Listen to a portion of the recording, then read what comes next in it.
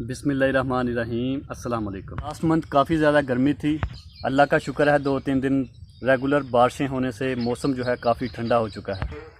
गर्मी के बाद जब बारिशें होती हैं तो फल जो हैं वो पकना शुरू हो जाते हैं। गाँव में इस वक्त जामुन के फल का सीज़न है। बच्चे और बूढ़े इसे बहुत शौक़ से खाते हैं। तो चलिए आज की वीडियो करते हैं शुरू।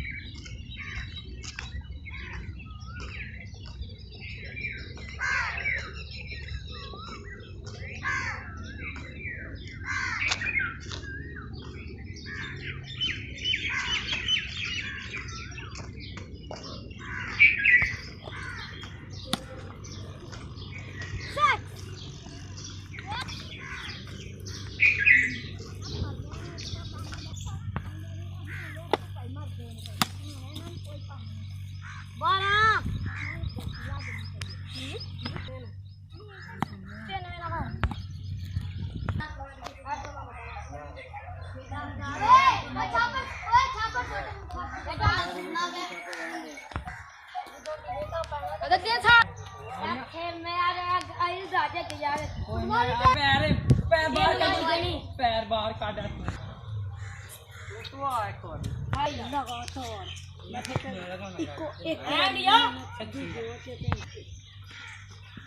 जाने टाली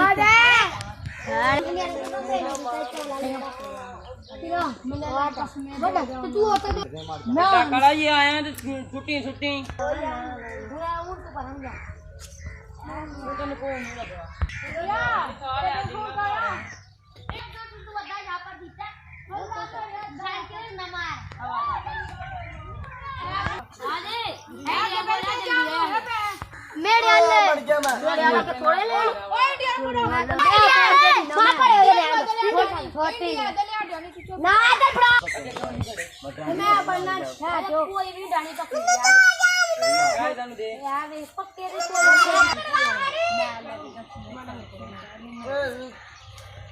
एक बारी बताइए क्या ध्यान